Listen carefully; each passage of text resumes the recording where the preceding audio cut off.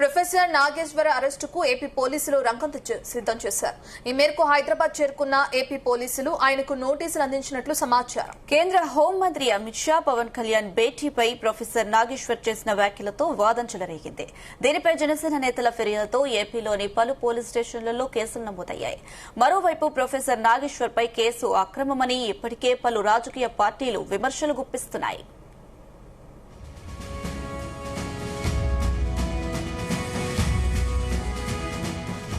పూర్తి డీటెయిల్స్ మా bureau chief Narender అందిస్తారు. నరేందర్, ఇప్పటికే చూస్తున్నాం నోటీసులు ఇవ్వడానికి ఏపీ పోలీసులు సిద్ధమైనట్లు తెలుస్తుంది. ప్రొఫెసర్ నాగేశ్వర్ కి నోటీసుల్లో ఏం అంశాలు పేర్కొనే అవకాశం ఉంది? డీటెయిల్స్ ఏంటి? రైట్, కాసేపటి క్రితమే డీడీ కాలనీలో ఉన్నటువంటి మాజీ ఎమ్మెల్సీ ప్రొఫెసర్ నాగేశ్వర్ రెడ్డికి ఏపీ పోలీసులు చేరుకున్నట్టుగా సమాచారం ఉంది. పలువురు వచ్చి ఆయనను విచారించే అవకాశం ఉంటుంది. అంటే ఇటీవల ఆయన ఆంధ్రప్రదేశ్ డిప్యూటీ సీఎం జనసేన అధినేత పవన్ కళ్యాణ్ పై చేసినటువంటి వ్యాఖ్యలు ఏదైతే ఉన్నాయో అవి పెద్ద దుమారం రేపుతున్నటువంటి నేపథ్యం. రెండు తెలుగు రాష్ట్రాల్లో కూడా ఈ చర్చ గడిచిన 4-5 రోజుల నుంచి వినబడుతుంది. నిన్న పవన్ కళ్యాణ్ కూడా ఆంధ్రప్రదేశ్ లో తన పార్టీ కార్యక్రమంలో నాగేశ్వర్ ఉద్దేశించి కూడా మాట్లాడారు. అంటే నేను పార్టీకి నేను ఒక కమాండర్ ని, ఇష్టానుసారంగా నేను స్వార్థ బుద్ధితో ఇలాంటి చేసే వ్యక్తిని కాదు. అంటే అమిత్ షా దగ్గరికి వెళ్లి నాదెండ్ల మనోహర్ అదేవిధంగా పవన్ కళ్యాణ్ ఇద్దరు కూడా వెళ్లి జగన్మోహన్ రెడ్డిని అరెస్ట్ చేయించాల్సిన అవసరం ఉంది అని ఆయన పదే ఒత్తిడి చేయించినట్టుగా ప్రొఫెసర్ నాగేశ్వర్ మాటలు ఉన్నాయనేది దీంట్లో ఉన్నటువంటి అంశం.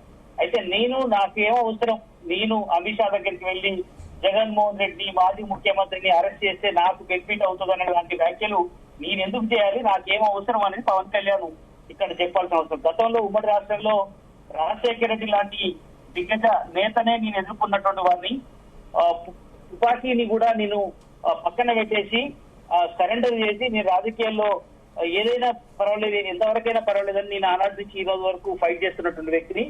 అంతేకాదు చంద్రబాబు నాయుడు జైలుకి వెళ్ళిన సమయంలో కూడా నేను రాజకీయం చేసి నా అవకాశం కోసం, నేను ఎదగడం కోసం నేను ఏమైనా చేసుకునే వెసులుబాటు ఉంది, కానీ అలాంటి స్వార్థ బుద్ధి నాది కాదు అని కూడా పవన్ కళ్యాణ్ నిన్న కామెంట్ చేసినటువంటి పరిస్థితి మనం చూసాం. సరే, మొత్తానికి పవన్ కళ్యాణ్ మీద, జనసేన మీద అదే ఆ రోజు చేసినటువంటి వ్యాఖ్యల్లో ఇంకొక పదం కూడా ఉంది. అమిత్ షాను చెప్పిన దాంట్లో భవిష్యత్తులో ఆయన మళ్ళీ అమిత్ షా రిటర్న్ చెప్పారట, చంద్రబాబు నాయుడు ఎప్పటికైనా దూరం చూస్తే, అంటే లాంగ్ ఫ్రెండ్ కాదు, మిడిల్ ఫ్రెండే, భవిష్యత్తులో వైసీపీ అధినేత జగన్మోహన్ రెడ్డి మాత్రం మనకి ఎప్పటికైనా దూరదృష్టితో ఉపయోగపడతాడు అన్నట్టుగా అమిత్ షా మనోహర్ కు, పవన్ కళ్యాణ్ కు చెప్పినట్టుగా ప్రొఫెసర్ నాగేశ్వర్ తన అనాలిసిస్ లో ఒక టీవీ చర్చలో ఆయన చెప్పినటువంటి ఏదైతే వ్యాఖ్యలు ఉన్నాయో అవి పెద్ద దుమారం రేపినటువంటి నేపథ్యం ఉంది. ఎందుకంటే ప్రొఫెసర్ నాగేశ్వర్ అంటే ఆయనకు క్రెడిబిలిటీ ఉంది, చాలా మంది ఫాలోవర్స్ ఉన్నారు, ఆయన మాజీ ఎమ్మెల్సీగా పనిచేశారు, విద్యావేత్తగా ఉన్నారు. కనుక ఆయన చేసేటువంటి వ్యాఖ్యలు కానీ ఆయన చెప్పేటువంటి ఏదైతే ఉందో అది ఖచ్చితంగా జనాల్లోకి వెళ్తుంది కాబట్టి అది దాని ఇంపాక్ట్ ఉంటుంది అనేది కూడా ఇప్పుడు జనసేన భావిస్తుంది. అందుకనే వరుసగా మనోహర్ ప్రెస్ మీట్ పెట్టి మాట్లాడారు. నాగేశ్వర్ చేసినటువంటి వ్యాఖ్యల తర్వాత నిన్న పవన్ కళ్యాణ్ కూడా నాగేశ్వర్ పేరు చెప్పకుండానే దాటుగానే వ్యాఖ్యలు చేసినటువంటి పరిస్థితి మనం చూసాం. అలాగే ఈ మొత్తం ఎపిసోడ్ మీద ఏపీ పోలీసులు ఇప్పుడు తెలంగాణకు రావడం, ఇక్కడ డీడీ కాలనీలో ఉన్నటువంటి నాగేశ్వర్ ఇంటికి రావడం అనేది ఇప్పుడు ప్రధానంగా చర్చకు దారితీస్తున్నట్టు నేపథ్యం ఉంది. ఇటీవల కాలంలో మనం చూస్తున్నాం ఏపీలో జరుగుతున్నటువంటి వ్యవహారాల మీద అక్కడ పోలీసులు కూడా ఇక్కడ తెలంగాణకు వచ్చి పలు సందర్భాల్లో అరెస్ట్ చేసినటువంటి నేపథ్యాలు ఉన్నాయి. అదేవిధంగా నోటీస్ ఇస్తున్నటువంటి సందర్భాలు కూడా ఉన్నాయి. ఇప్పుడు ప్రొఫెసర్ నాగేశ్వర్ కూడా నోటీస్ ఇచ్చేందుకు వచ్చారని తెలుస్తుంది. అరెస్టులు ఇవన్నీ ఉంటాయా లేదా అనేది తర్వాత విషయం. ఫస్ట్ అయితే నోటీసులు ఇవ్వడం అనేది కూడా ఈ పెద్ద ఇష్యూగానే మనం చూడాల్సిన అవసరం ఉంది. బట్ పవన్ కళ్యాణ్ నేరుగా ఆయన ఏపీలో వ్యాఖ్యలు చేయడం ఇది అత్యంత తీవ్ర స్థాయిలో కూడా ఉన్నటువంటి నేపథ్యంలో ఇది పార్టీ కూడా చాలా సీరియస్ గా తీసుకుంటున్నటువంటి నేపథ్యం ఉంది. ఆయన వ్యాఖ్య కూడా చేశాడు పవన్ కళ్యాణ్, దారిన పోయే వాళ్ళు జనసేన పార్టీపై ఇష్టానుసారంగా రాళ్లు వేస్తామంటే ఇకపై చూస్తూ ఊరుకోరని కూడా ఆయన స్పష్టం చేశారు. రాజకీయాల్లోకి వచ్చినప్పటి నుంచి ఇప్పటి వరకు ఎన్నో వ్యక్తిగత విమర్శలను, దూషణలను భరించారని, కానీ ఇకపై భరించే ఓపిక తనకు లేదని పవన్ కళ్యాణ్ ఈ సందర్భంగా హెచ్చరించారు. కనుక తప్పుగా మాట్లాడే వారిని కర్మ అనేది ఎవరినైనా వదిలిపెట్టదని, కాలమే అందరికీ సమాధానం చెప్తుందన్నటువంటి విషయాన్ని AP deputy CM Pawan Kalyan నిన్న కామెంట్ చేసినటువంటి నేపథ్యం ఉంది.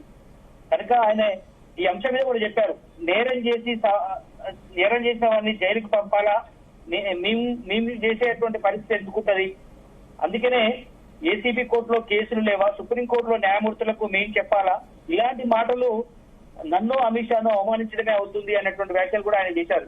కనుక దేశ వ్యవస్థలో అవమానించడం, ఇలా చెప్పించిన వాళ్ళు ముఖ్యమంత్రులు అవుదామనుకుంటారేమో కానీ ఇది నాలాంటి వ్యక్తికి తగదు అన్నటువంటి విషయం కూడా చెప్పారు. కనుక పవన్ కళ్యాణ్ చేసినటువంటి వ్యాఖ్యల్లో నాగేశ్వర్ నేనే కాదు జగన్మోహన్ రెడ్డిని ఉద్దేశించి కూడా ఇందులో మాట్లాడారు. అంటే ఇలాంటి తెప్పించుకొని ఎంపీలతోటి మళ్ళా ముఖ్యమంత్రి కావాలని కలలు అంటున్నారేమో అని ఉద్దేశించి పవన్ కళ్యాణ్ జగన్మోహన్ రెడ్డి ఉద్దేశించి కూడా ఇలా వ్యాఖ్యలు చేశారు. బట్ మొత్తం ఎపిసోడ్ లో 2 తెలుగు రాష్ట్రాల్లో అనలిస్ట్ గా ఉన్నటువంటి ప్రొఫెసర్ నాగేశ్వర్ చేసినటువంటి వ్యాఖ్యలు ఇప్పుడు దుమారం రేపుతున్నటువంటి నేపథ్యం అయితే ఉంది. ఇప్పుడు ప్రజెంట్ హైదరాబాద్ కు ఏపీ పోలీసులు వచ్చారు. మరి నాగేశ్వర్ వర్షన్ నోటీస్ ఇచ్చిన తర్వాత ఆయన ఏమంటారు, అదేవిధంగా వాళ్ళ భార్య కూడా కాసేపటి క్రితమే చెప్పింది, పోలీసులు అయితే తెలంగాణ పోలీసులు మా దగ్గర కూడా ముందుగానే వచ్చారు, మాకు రక్షణగా ఉన్నారు అని చెప్పింది. బట్ చూడాలి దీని మీద నోటీస్ తీసుకున్న తర్వాత మరి నాగేశ్వర్ ఏమన్నా కామెంట్ చేస్తారా, రిటర్న్ ప్రెస్ మీట్ ఏమన్నా పెట్టి మొత్తం అంశం. ఎందుకంటే వాస్తవానికి నాగేశ్వర్ ఏదైతే ఆ రోజు చేసినటువంటి వ్యాఖ్యల తర్వాత పెద్ద దుమారమే చెప్పింది. నాదేళ్ల మనోహర్ ఆంధ్రప్రదేశ్ లో ప్రెస్ మీట్ పెట్టిన తర్వాత నాగేశ్వర్ వెంటనే నేను అలా అనకుండా ఉండాల్సింది, ఆ మాటల్ని వెనక్కి తీసుకుంటున్నారని కూడా చెప్పారు. కానీ అయినా కూడా ఈ సర్దుమనే లేదు, ఇష్యూ పెద్దగా అయింది.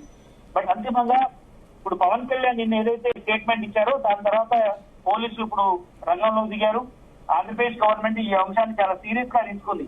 ఇది కేవలం పవన్ కళ్యాణ్ జనసేన పార్టీనే నాగేశ్వర్ అనలేదు, తెలుగుదేశం పార్టీని కూడా దీనిలో జోడించినటువంటి పరిస్థితి మనం చూసాం. తెలుగుదేశం పార్టీ ఎప్పటికైనా దూర ఫ్రెండ్ కాదు, ఇది మిడిల్ ఎప్పుడైనా వాళ్ళు డ్రాప్ కావచ్చు అన్నటువంటి అర్థం వచ్చేలాగా నాగేశ్వర్ చేసినటువంటి వ్యాఖ్యలతో టీడీపీ కూడా తీవ్రంగా ఫైర్ అవుతున్నటువంటి నేపథ్యం కూడా ఉంది. నరేందర్, ఒక పక్కన నోటీసులు ఇస్తున్నారు, అరెస్ట్ చేసే అవకాశం కూడా ఉంది అని చెప్తున్నారు. మరి నాగేశ్వర్ నుంచి కూడా ఒకవేళ అరెస్ట్ చేస్తే దానికి నేను రెడీ సిద్ధమే అంటున్నారు. బెయిల్ కోసం ప్రయత్నాలు కూడా చేయను, జైలుకు వెళ్ళడానికి కూడా నేను సిద్ధం అంటూ కూడా ఆయన కొన్ని వ్యాఖ్యలు చేయడం మనం చూసాం. దాన్ని ఎలా చూడొచ్చు అంటారు? ఎందుకంటే వాస్తవానికి ప్రొఫెసర్ నాగేశ్వర్ కూడా క్రెడిబిలిటీ ఉంది. ఆయన ఒక ప్రొఫెసర్ గా ఉన్నారు, ఎమ్మెల్సీగా ఉన్నారు. ఆయన చెప్పేటువంటి మాటలు కానీ ఆయన ఎనాలిసిస్ చేసేటువంటి వాటికి కొంత క్రెడిబిలిటీ ఉందని కూడా 2 తెలుగు రాష్ట్రాల ప్రజలు భావిస్తారు. అందుకనే ఇంత పెద్ద ఇష్యూ అవుతుంది. సాధారణ అనామకుడు ఎనాలిసిస్ చేస్తే ఇంత పెద్ద ఇష్యూ కాదు.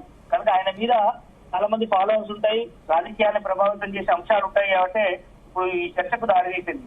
వాస్తవానికి ఇప్పుడు పోలీసులు వచ్చిండ్రు, నోటీసులు ఇస్తున్నటువంటి నేపథ్యంలో ఒకవేళ పోలీసులు నన్ను అరెస్ట్ చేస్తే నేను జైలుకి పోవడానికి సిద్ధమైనటువంటి వ్యాఖ్యలు ఆయన చేస్తున్న నేపథ్యం ఏదైతుందో అది పెద్ద దుమారమే రేపే అవకాశం ఉంటుంది. నిజంగానే ఆయనను అరెస్ట్ చేస్తే ఖచ్చితంగా సోషల్ మీడియాలో కానీ లేదంటే ఆయన ఫాలోవర్స్ కానీ లెఫ్ట్ బ్యాక్గ్రౌండ్ ఉన్నటువంటి వ్యక్తులు కావచ్చు, అదేవిధంగా తెలంగాణ ఉద్యమకారులు కావచ్చు, కొంతమంది ఆయనకు సపోర్ట్ గా నిలిచే అవకాశం అయితే ఉంటుంది.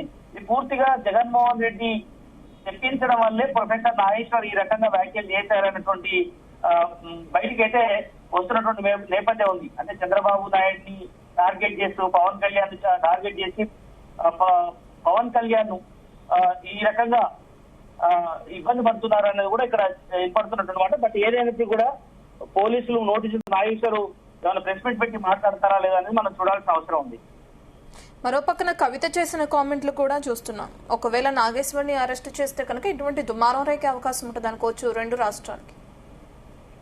ఎగ్జాక్ట్లీ, ఎందుకంటే ప్రొఫెసర్ నాగేశ్వర్ ఇంతకుముందు మనం చెప్పినట్టుగా క్రెడిబిలిటీ ఉన్నటువంటి వ్యక్తి కాబట్టి ఆయనే ఆ మధ్యలో మనం చూసాం. ఈటెల రాజేందర్ మీద కూడా ప్రొఫెసర్ నాగేశ్వర్ అప్పట్లో ఒక వ్యాఖ్య చేశాడు, అది పెద్ద ఇష్యూ అయింది. ఈటెల రాజేందర్ కూడా ప్రొఫెసర్ నాగేశ్వర్ ని గట్టిగానే కౌంటర్ ఇచ్చినటువంటి పరిస్థితి మనం చూసాం. అది చిన్న ఇష్యూగానే చూడాలి. కానీ ఈ 2 తెలుగు రాష్ట్రాల మీద ఇంపాక్ట్ చూసింది. పవన్ కళ్యాణ్ వాళ్ళు పెద్ద ఎత్తున ఉంటారు. ప్రజెంట్ ఆంధ్రప్రదేశ్ లో డిప్యూటీ సీఎం గా ఉన్నారు. అదేవిధంగా ఆంధ్రప్రదేశ్ లో ముఖ్యమంత్రిగా ఉన్నటువంటి చంద్రబాబు నాయుడు పార్టీ తెలుగుదేశం పార్టీ, ఆ తెలుగుదేశం పార్టీని అన్నట్టుగా అమిత్ షా దగ్గర వ్యాఖ్యానించినట్టుగా ప్రొఫెసర్ నాగేశ్వర్ ఎవరో చెప్పినట్టుగా నాగేశ్వరరావు చెప్పడం అనేది ఇక్కడ పెద్ద ఇష్యూగా మారింది. ఇక్కడ ఎలాంటి ఎవిడెన్స్ లేదు. పవన్ కళ్యాణ్ నాదెండ్ల మనోహర్ అమిత్ షాతో మాట్లాడినట్టుగా ఎలాంటి ఆడియో బయటకు రాలేదు. అమిత్ షా ఎక్కడ బయటకు చెప్పలేదు, వీళ్ళిద్దరు కూడా బయటకు ఎక్కడ చెప్పలేదు.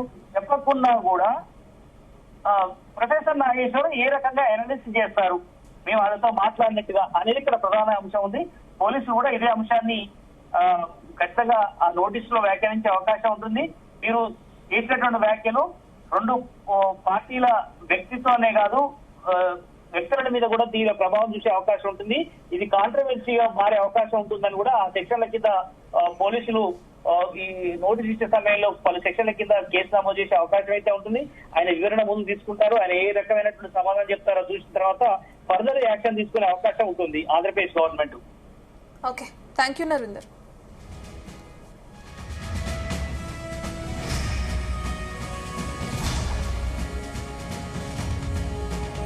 వాళ్ళు అనేది ఏంటి మేజర్గా, నేనంట వైసీపీ నాయకుడి గురించి అంటే ఆయనకి జైలుకి వెళ్ళిపోవాలి, అరెస్ట్ చేయాలంటే ఆయన అంటే క్లాస్ తీసుకున్నారు అంటున్నారు. మీరు చెప్పండి, నిజంగా ఒక క్రైమ్ చేసిన వాడిని నేను చెప్పాలా?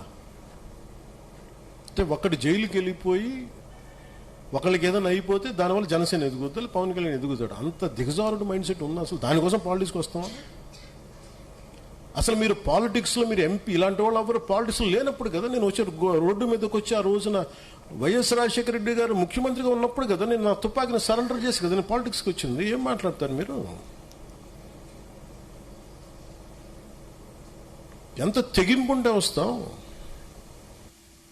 ఎంత తెగించే గుణం ఉంటే వస్తాం పాలిటిక్స్కి. అలాంటి నేను కూర్చోబెట్టంటే వైసీపీ నాయకుడు అంటే ఆయన జైలుకి వెళ్ళాలని చెప్పానని ఈయన ఊహించుకొని చెప్తారు. అదో పెద్ద న్యూస్ అది. మరి మీరందరికీ కళ్ళుకి ఏం కనిపించట్లేదండి? మీ అందరికీ సమస్యలు కనిపించట్లా? ఎంతసేపు వైసీపీ నాయకుడు జైలును ఇవేనా? నేను వెళ్ళి ప్రధానమంత్రి గారితో అమిత్ షా గారితో మాట్లాడితే ఇవే కనిపిస్తాయా? ఇంకేం ఉండవు మాకు సమస్యలు? దేశ భవిష్యత్తు గురించి మాట్లాడమా? ఆంధ్రప్రదేశ్ అభివృద్ధి గురించి మాట్లాడమా? కూర్చోబెట్టి వీళ్ళని జైల్లో పెట్టండి, వాళ్ళని జైల్లో తీయండి, వీళ్ళ నడుంకి బెల్ట్ కట్టేయండి, వాళ్ళ గురుజులు ఇవే చెప్తాం చెన్నాలి. అయినా నేను వాళ్ళకి చెప్పాలా? వ్యవస్థకి నేను చెప్పాలా?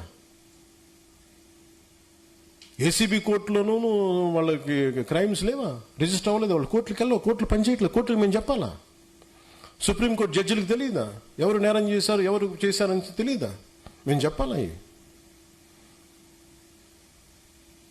ఇది నన్ను ఇన్సల్ట్ చేయడం కాదు, అమిత్ షా గారిని ఇన్సల్ట్ చేయడం కాదు, వ్యవస్థని అవమానపరచడం. నేను ఎందుకు పట్టించుకోనంటే Newton's third law, for every action there is an equal and opposite reaction. చర్యకి ప్రతిచర్య ఉంటుంది. కర్మ వదలదు ఎవరిని,